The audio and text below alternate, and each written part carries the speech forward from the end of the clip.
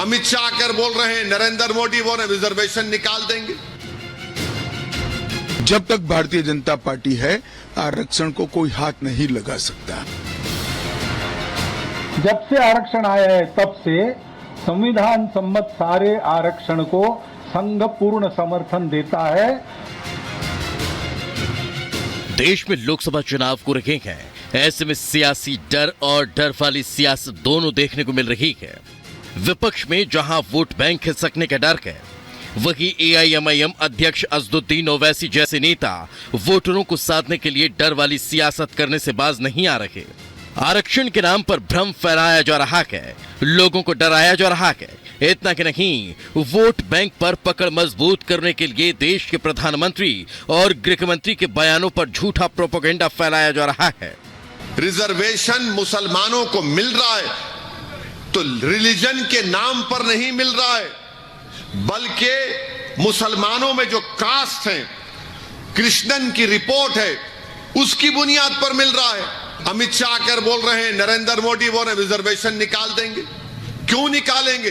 क्योंकि इस रिजर्वेशन के तहत उन गरीबों के बच्चे, जो ऑटो वाले का बच्चा है, जो किसी गरीब खानदान से आता है, उनका बेटा बेटी डॉक्टर बन रहे हैं, इंजीनियर बन रहे हैं। आप जब अक़लियतों के तरक्की के मौक़ों को खत्म करके रखना चाहते हैं, उनको आप ऊपर उठता हुआ नहीं देखना चाहते। बीजेपी प्रत्याशी माधवीलता ने हैदराबाद सीट पर भाईजान की मुश्किलें बढ़ा रखी है। ओवैसी को अपना गढ़ छिनता नजर आ रहा है। यही वजह है कि वो अल्पसंख्यक वोटरों को साधने के लिए आरक्षण छीनने का डर दिखा रहे हैं। असदुद्दीन ओवैसी पहले नेता नहीं हैं जो आरक्षण पर झूठी बयानबाजी कर रहे हैं। कांग्रेस भी झूठ का प्रचार जोर शोर से कर रही है। बीजेपी आईटी सेल प्रमुख अमित मालवीय ने तेलंगाना कांग्रेस पर गृह मंत्री का फर्जी वीडियो फैलाने का आरोप लगाया। गृह मंत्री के एडिटेड वीडियो को लेकर दिल्ली पुलिस ने 2 शिकायतें भी दर्ज कर ली हैं।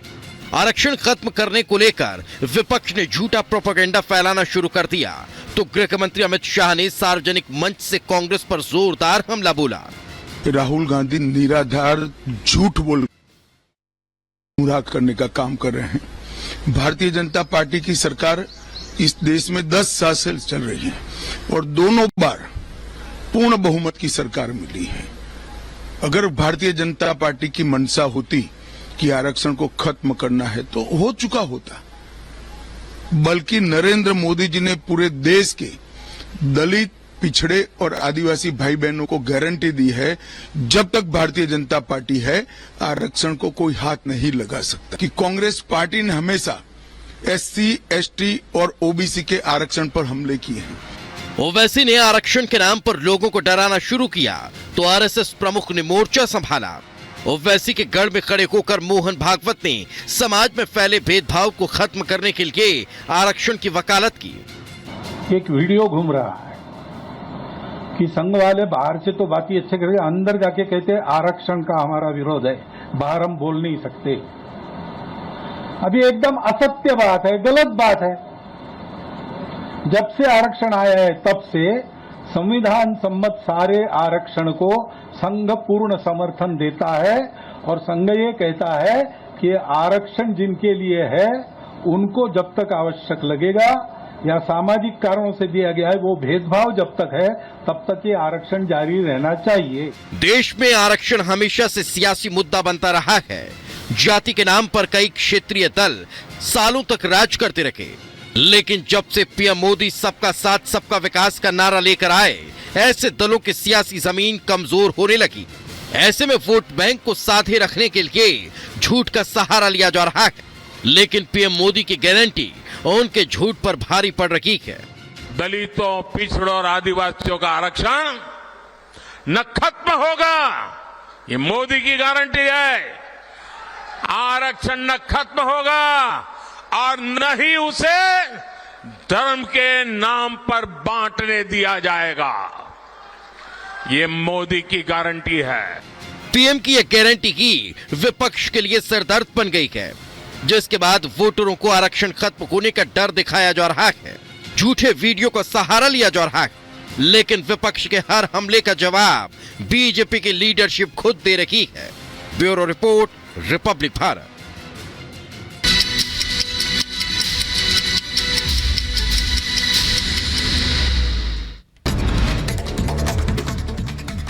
सीएम योगी ने राहुल गांधी पर किया हमला, कहा राहुल गांधी को देश का इतिहास नहीं पता, राहुल देश के राजाओं का योगदान भूले। केंद्रीय मंत्री और अमेठी से लोकसभा उम्मीदवार स्मृति ईरानी आज दाखिल करेंगी नामांकन। नामांकन से पहले स्मृति ईरानी ने पूजा अर्चना की। रक्षा मंत्री और लखनऊ से बीजेपी प्रत्याशी राजनाथ सिंह दाखिल करेंगे नामांकन। राजनाथ सिंह ने की पूजा अर्चना। नामांकन से पहले राजनाथ सिंह रोड शो करेंगे। असम के शिलांग में सीएम हेमंता बिश्व शर्मा ने जनसभा को किया संबोधित। जनसभा के दौरान सीएम ने लोगों के साथ किया डांस। कहा असम में बहुत अच्छे तरीके से चुनाव हुए, 14 सीटों में से लगभग 13 सीटें जीतेंगे। जौनपुर में आज से नामांकन प्रक्रिया शुरू। 6 मई को नामांकन का आखिरी दिन, 25 मई को डाले जाएंगे वोट। आरक्षण मुद्दे पर ओवैसी का बीजेपी पर हमला। कहा आरक्षण खत्म करना चाहती है बीजेपी, गरीब मुस्लिमों के विकास विरोध करती है बीजेपी। केंद्रीय मंत्री गजेंद्र सिंह शेखावत का बड़ा बयान। कहा बीजेपी दोबारा प्रचंड बहुमत के साथ सत्ता में आएगी। चुनाव आयोग ने जारी किया एक और अधिसूचना। चुनाव आयोग ने 6ठे चरण के लिए अधिसूचना जारी की। एमसीडी स्कूल मामले पर आ जाएगा फैसला। हाई कोर्ट आज सुना सकता है फैसला। छात्रों को किताब ना मिलने का है मामला। पश्चिम बंगाल के आसनसोल में मिथुन चक्रवर्ती ने किया रोड शो। रोड शो में उमड़ा समर्थकों का हुजूम। उड़ीसा के संबलपुर में धर्मेंद्र प्रधान ने संबलपुर में महानदी साहित्य उत्सव में की शुरुआत की। संबलपुर लोकसभा सीट से बीजेपी उम्मीदवार हैं धर्मेंद्र प्रधान। केंद्रीय मंत्री पीयूष गोयल ने जैन प्रतिष्ठा महोत्सव में लिया हिस्सा। मुंबई उत्तर लोकसभा सीट से बीजेपी के उम्मीदवार हैं पीयूष गोयल।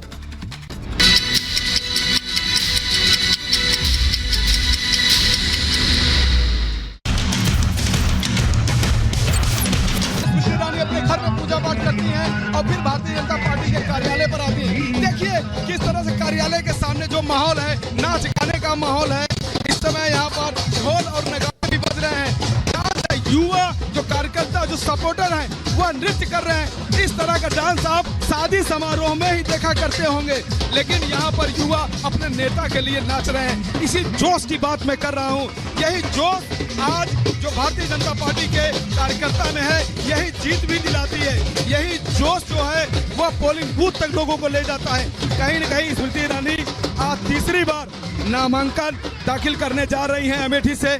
2014 में स्मृति ईरानी हार गई थी, लेकिन 19 में उन्होंने राहुल गांधी को हरा दिया था। अब एक बार फिर से 2024 में वह मैदान में उतरी है और अभी तक जो विपक्ष का जो कैंडिडेट है, चाहे वो अमेठी की बात करें रायबरेली से, वह लापता है, अभी तक घोषित नहीं हुआ है और अकेले स्मृति ईरानी चुनौती दे रही हैं और नामांकन जब हो जाएगा तो यह लड़ाई और तेज हो जाएगी। आखिर हम कुछ लोगों से भी बात करते हैं कि यहाँ के युवा क्या सोचते हैं, क्या कहेंगे भैया? भैया हमारे करेंगे स्मृति ईरानी नामांकन करने जा रही है। जी जी क्या हुआ? आपकी आवाज सुनाई नहीं दे रही। क्वेश्चन क्या है? नामांकन करने जा रही है आज स्मृति ईरानी दीदी जी नामांकन करने के लिए जा रही हैं। अपने पूरे भारी सपोर्ट की तरह पूरे अमेठी की तरफ से उनको ये दोबारा लग रहा है, पूरी लहर लग रही है, क्योंकि ये साफ साफ देखने से लग रहा है कि जो हमारे यहाँ पे पहले सांसद हुआ करते थे, कांग्रेस से सांसद हुआ करते थे राहुल गांधी जी, आज वायनाड चले गए हैं। अभी तक आज दीदी जी का नामांकन है, लेकिन अभी तक उन्होंने अमेठी में अपने चरणों को नहीं रखा हुआ है और मुझे लगता है कि इस बार स्मृति ईरानी जीतेंगी।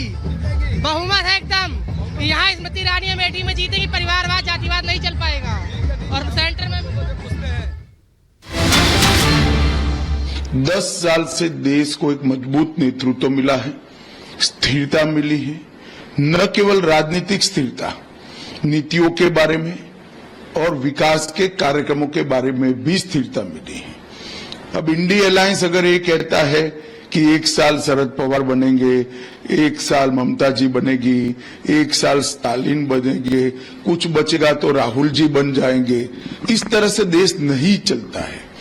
मैं देश की जनता को मनपूर्वक अपील करना चाहता हूं कि अगर कोई संभावना है ही नहीं, मगर अगर इंडिया अलायंस को बहुमत मिलता है तो देश की जनता ये जरूर सोचे इसका प्रधानमंत्री कौन बनेगा।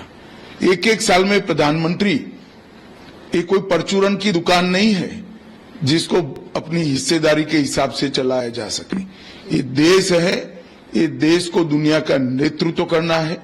इसका नीति निर्धारण, इसका विकास, इसकी सुरक्षा की परिस्थिति, इसके अर्थतंत्र का विकास एक लंबे समय तक एक नीति के साथ सातत्यपूर्ण तरीके से चलना चाहिए और केवल नरेंद्र मोदी जी के नेतृत्व में एनडीए और विशेषकर भारतीय जनता पार्टी ही ये कर सकती है। 10 साल तक पूर्ण बहुमत की सरकार देश की जनता ने भारतीय जनता पार्टी और एनडीए को दी। मोदी जी को प्रधानमंत्री बनाया, इसके फल हमने देखे हैं। देश सुरक्षित हुआ है, समृद्ध हुआ है, नीति निर्धारण लोकाभिमुख और स्पष्ट हुआ है और दुनिया भर में देश का सम्मान बढ़ा है। मुझे पूरा विश्वास है 130 करोड़ की हमारी जनता तीसरी बार प्रधानमंत्री जी को मैंडेट देगी और बड़े बहुमत के साथ 2 बार जो मैंडेट दिया है इससे भी बढ़ चढ़कर बड़ी बहुमत देकर हमें जिताएगी।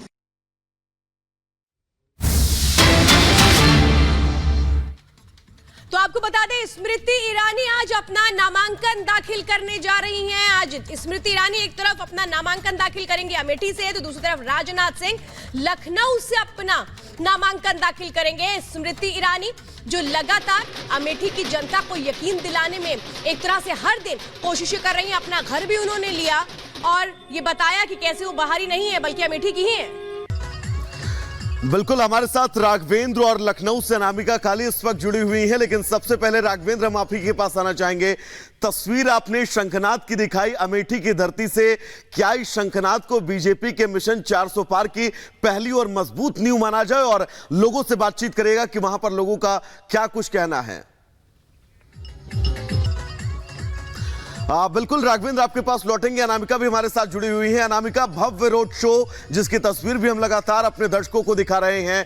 लखनऊ की सीट बीजेपी के लिए हमेशा से सेफ जोन रही है, लेकिन इस बार वहां के समीकरण कैसे हैं और इस वक्त माहौल क्या है, दिखाइएगा अनामिका।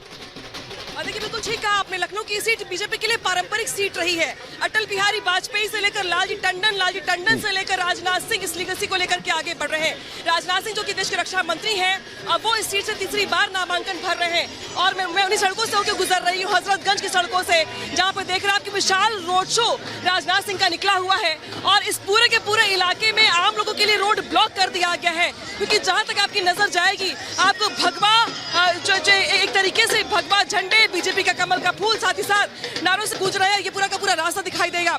आप लोग कहाँ से आए हैं? जी, हम लोग यहीं लखनऊ के हैं, कैंट इलाके के रहने वाले हैं। राजनाथ सिंह तीसरी बार चुनावी मैदान में है, कितना आरामदायक जीत होगा इस बार उनका? अब आप खुद ही देख लीजिए, अंदाजा लगा लीजिए उनके नामांकन कार्यक्रम में कितने लोग जो हैं, कितने हर्षोल्लास, एक त्योहार की तरह नामांकन उनका कराया जा रहा है।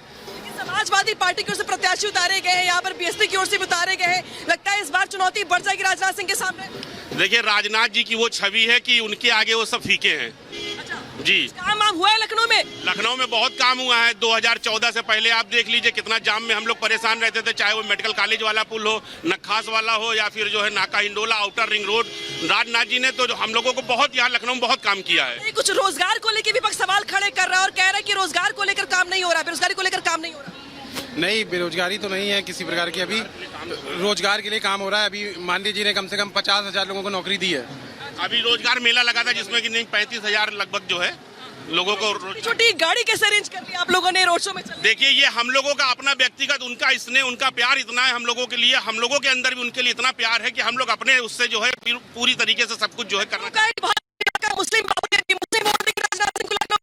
बिल्कुल देंगे, मुसलमान भी देखिए, क्योंकि सरकार जो है जो भी योजना लाई उसमें किसी तरीके का कोई पक्षपात नहीं किया।